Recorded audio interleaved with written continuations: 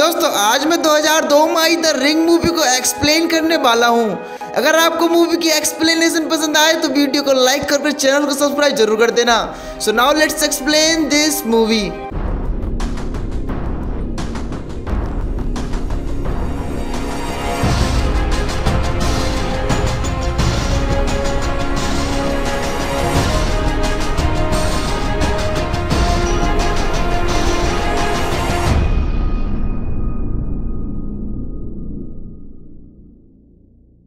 Movie की शुरुआत में हम दो लड़कियों को देखते हैं जिनका नाम बेका और कैथी था। बेका अपनी दोस्त कैथी को बताती है कि उसने एक ऐसी टेप को देखा है जिसे देखने के बाद देखने वाले की 7 दिन के अंदर ही मौत हो जाती है। बेका की बात सुनकर कैथी घबरा जाती है और वो बेका से कहती है कि आज से ठीक 7 दिन पहले वो अपने बॉयफ्रेंड और अपने 2 दोस्तों के साथ वीकेंड बिताने के लिए सेल्टन माउंटेन गई हुई थी, जहाँ पर उन्होंने भी उस टेप को देखा था। लेकिन बेका कैथी की बात को सीरियस नहीं लेती। लेकिन तभी वहाँ पर कुछ अजीब और गरीब घटनाएं होने लगती हैं।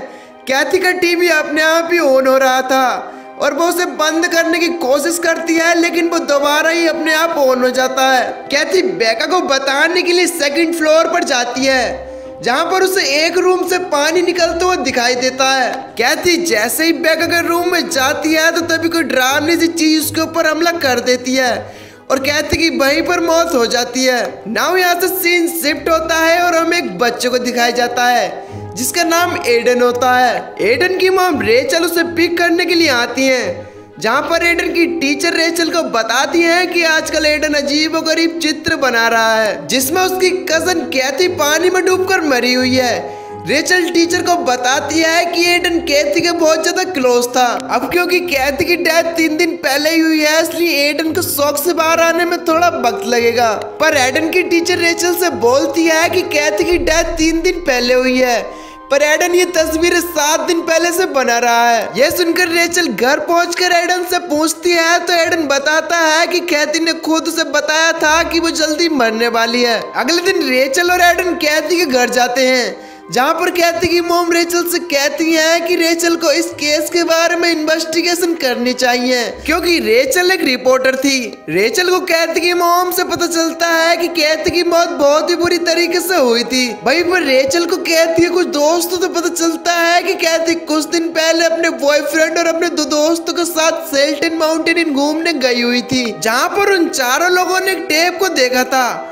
फिर उसके 7 दिन बाद सेम टाइम और सेम डेट पर उन चारों लोगों की मौत हो गई। और तो और जिस रात कैथी मारी गई थी उसी रात उसके साथ उसकी फ्रेंड बेका भी थी, जो कि अब एक मेंटल हॉस्पिटल में भर्ती है। अब रेचल कैथी के केस के बारे में इन्वेस्टिगेशन करना शुरू कर देती है और रेचल को कुछ फोटो मिलते हैं। वो फोटो तब के होते हैं जब वो चारों लोग सेल्टन माउंटेन घूमने गए हुए थे। उस फोटो में चारों लोगों का चेहरा हेजी एंड ब्लर था। अब ये देखकर रेचल इस केस के बारे में और जानने के लिए सेल्टन माउंटेन जाती है, जहाँ पर रेचल को भी वो टैप मिल जाती है। रेचल भी उस टैप को प्ले कर देखने लगती है। जब वो टैप प्ले होती है तो रेचल को उस टैप के अंदर कुछ अजीब सी चीजें दिखाई देती हैं। उस टैप में बहुत से कटआउट सीन होते हैं जिसे देखकर रेचल कुछ भी समझ नहीं पा रही थी। उस टैप के खत्म होते ही वहाँ पर रखे टेलीफोन पर एक कॉल आता है। रेचल जैसे ही कॉल उठाती है तो दूसरी तरफ एक लड़की 7 डेज बोलकर फोन को काट देती है और रेचल घर आकर अगले दिन अपने बॉयफ्रेंड नोवा को ये सारी बातें बता देती है। पर नोवा रेचल की जरा सारी बातों पर भी बिलीव नहीं करता और वो उस टेप को देखने की जिद करने लगता है। रेचल के बार बार मना करने पर भी नोवा उस टेप को देखने लगता है और टेप के खत्म होते ही वहाँ पर रखे टेलीफोन पर कॉल आने लगती है। लेकिन इस बार वो लोग उस कॉल को नहीं उठाते। रेचल इस टेप की कॉपी बनाती है और अपने पास एक रखकर दूसरी नोवा को दे देती है ताकि वो ये टेप कहाँ से आई है इसका पता लगा सके। नोवा इस टेप को ले जाकर अपने स्टूडियो में चेक करता है, पर इस टेप की उसे कोई भी रिकॉर्ड या कोडिंग नहीं मिलती। यहाँ दूसरी तरफ रेचल उस टेप के हर एक सीन को अच्छी तरीके से देखती है और उसे वहाँ पर एक लाइट हाउस दिखाई देता है। उस लाइट हाउस के बारे में पता करने पर रेचल को पता चलता है कि लाइट हाउस मॉस्को आइलैंड में स्थित है। रेचल मॉस्को आइलैंड के बारे में इंटरनेट पर सर्च करने लगती है और उसे वही औरत दिखाई देती है जिसे उसने उस टैब में देखा था। इस औरत का नाम एना मॉर्गन था। जो अपने हस्बैंड के साथ इसी आइलैंड पे रहती थी और वह लोग घोड़ों को पाला करते थे। कई साल बाद एना ने मेंटल नेस्ट में आकर सुसाइड कर लिया था और उनके सारे घोड़े धीरे धीरे पागल होकर समुद्र में कूदकर अपनी जान दे रहे थे। तो शायद इसी वजह से एना ने सुसाइड किया था। ये जानकर रेचल अपने घर चली जाती है और उसी रात रेचल को एक बहुत भयानक सपना आता है। जब वो उठकर अपने हाथों पर देखती है तो उसके हाथों पर किसी के हाथों के निशान छपे हुए थे। वो ये भी देखती है कि उसका बेटा एडन अभी तक सोया नहीं है और वो भी उसी टैप को देख रहा है। वहीं दूसरी तरफ नोबा के साथ भी कुछ अजीबोगरीब घटनाएं हो रही थी, जिसे देखकर नोबा को समझ में आ जाता है कि रिचल सही कह रही थी। एक्चुअली दोस्त एडन किसी और का नहीं बल्कि रिचल और नोबा का ही बेटा था। कुछ प्रॉब्लम्स की वजह से उन दोनों ने अभी तक शादी नहीं की थी। अगले दिन रेचल एना मॉर्गन के बारे में जानने के लिए उसी आइलैंड में जाती है, क्योंकि एना मॉर्गन के पति अभी भी जिंदा थे और वो अभी भी उसी आइलैंड पर रहते हैं। इधर दूसरी तरफ नोबा को पता चलता है कि एना अपने अंतिम दिनों में एक साइकाइट्रिक हॉस्पिटल में भर्ती थी और वो बिल्कुल पागल हो चुकी थी। इधर नोबा को ये भी पता चलता है कि एना का कई बार मिसकैरेज भी हुआ था, जिस वजह से वो कभी भी मां नहीं बन सकती थी। अगर नोबा को उसी फाइल में एक साइकाइट्रिक सेशन के बारे में पता चलता है, जो कि एक टैप SM0015 में रिकॉर्ड था। लेकिन साइकाइट्रिक हॉस्पिटल में ढूंढने पर नोबा को पता चलता है कि वो टैप वहां से गायब है। इधर रिचेल को कई सारे आर्टिकल से पता चलता है कि एना मॉर्गन की एक बेटी भी थी। बट रिचेल जब एना के हस्बैंड मिस्टर मॉर्गन के पास जाकर उनसे पूछताछ करती है तो वो उसे कुछ भी नहीं बताते और साथ ही साथ वो यह भी कहते हैं कि उनकी कोई बेटी नहीं थी और वो यह कहकर रिचेल को अपने घर से बाहर निकाल देते हैं। नाउ जब रिचेल उनके घर से बाहर निकलकर उनके घर को नोटिस करती है तो वो देखती है कि सेम उनके घर की तरह ड्राइंग उसके बेटे एडन ने भी बनाई थी। रिचेल तुरंत ही एडन को कॉल लगाती है और उस ड्राइंग के बारे में पूछती है, जिस पर एडन बताता है कि एक छोटी बच्ची जो कि इन सारी ड्राइंग की उसे विजन दिखाती है। आगे रिचेल उस आइलैंड पर एक डॉक्टर से मिलती है, जो कि उस आइलैंड की एकमात्र डॉक्टर थी, जो कि उस आइलैंड पर बचपन से ही रह रही थी। इसलिए रेचल उस डॉक्टर से एना मॉर्गन के बारे में पूछती है, जिस पर वो डॉक्टर बताती है कि एना को हमेशा से एक बच्चा चाहिए था, लेकिन वो कभी भी मां नहीं बन सकती थी, जिस वजह से मॉर्गन्स ने एक बच्चा गोद ले लिया था जिसका नाम समारा था। और एना खुश थी, लेकिन समारा के आने के बाद उस आइलैंड पर अजीबोगरीब चीजें हो रही थी।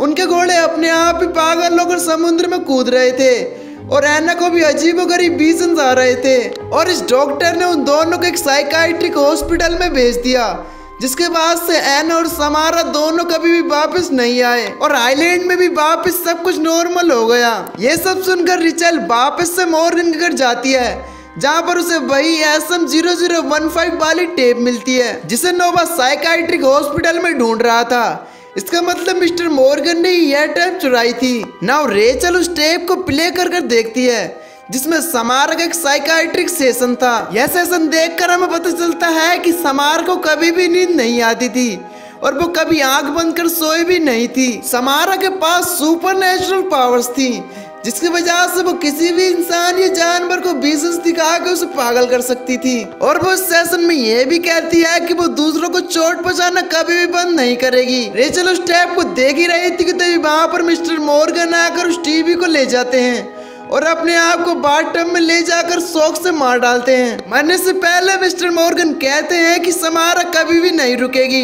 ये देखकर रेचल बहुत ज्यादा घबरा जाती है। तभी वहां पर नोबा भी आ जाता है। नाउ रेचल को समारा के रूम में खुरेद कर ड्रॉ किया हुआ एक ट्री दिखता है, जिसे समारा ने सेल्टन माउंटेन इन में भी देखा था। इसलिए रेचल और नोबा सेल्टन माउंटेन इन के उस कॉटेज में जाते हैं। अब रेचल को आज टैप देखे हुए 7 दिन होने ही वाले थे। अब उसके पास ज्यादा समय भी नहीं बचा था, जिससे गुस्सा होकर नोबा वहां के सभी सामानों को फेंकने लगता है। लेकिन तभी वहां के फर्श पर कुछ मार्बल एक ही जगह इकट्ठा हो जाते हैं और वो देखते हैं कि वो जगह गीली थी।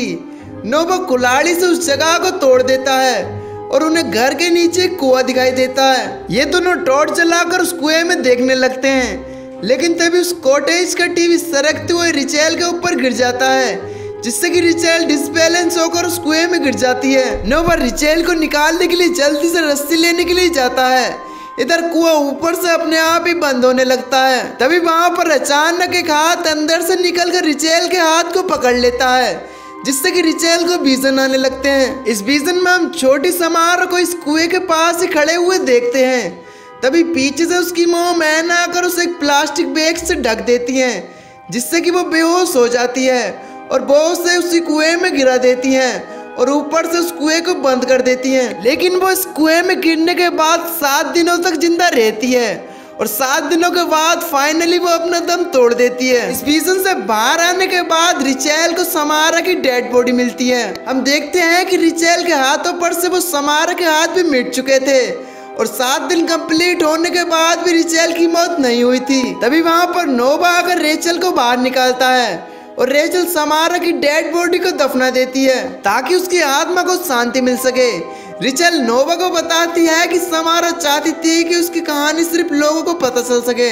अब लोग सोच रहे होंगे कि ये मूवी की हैप्पी एंडिंग होगी, लेकिन अगले दिन की सुबह को समारा के हाथों के निशान रिचेल के बेटे एडन के हाथों पर भी होते हैं और वो देखती है कि एडन की नाक से अब खून भी बाहर आ रहा है, जिससे कि रिचेल समझ जाती है कि समारा की आत्मा को अभी शांति नहीं मिली है और रिचेल तुरंत ही नोवा को कॉल करती है क्योंकि नोवा को टेप देखे हुए आज 7 दिन हो गए थे। इधर नोवा अपने स्टूडियो में काम कर रहा था कि तभी अचानक उसका टीवी अपने आप ही ऑन हो जाता है और हम देखते हैं कि समारा उसके टीवी से बाहर निकल कर आ जाती है और वो बहुत बुरी तरीके से नोवा को मार डालती है।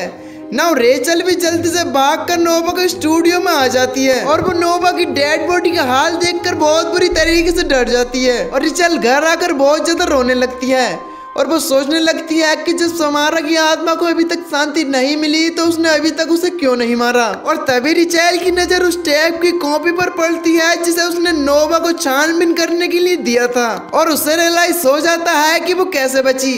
एक्चुअली दोस्तों उसने उस टेप की कॉपी बनाकर नोवा को दे दी, जिससे कि समारा की स्टोरी आगे फॉरवर्ड हो गई और फिर समारा ने रिचेल की जगह नोवा को मार डाला। और ये सब कुछ समझ जाने के बाद रिचेल अपने बेटे एडन के हाथ से उस टेप की एक कॉपी बनवाती है, जिससे कि समारा उससे हटकर किसी और इंसान को मार सके। और इसी के साथ ये मूवी यहीं पर खत्म हो जाती है। सो दोस्तों अगर आपको ये मूवी थोड़ी सी भी पसंद आई हो तो वीडियो को लाइक करके चैनल को सब्सक्राइब जरूर कर देना। बाकी मैं मिलूंगा आपको एक नई वीडियो में, तब तक के लिए till then take care, love you, bye bye.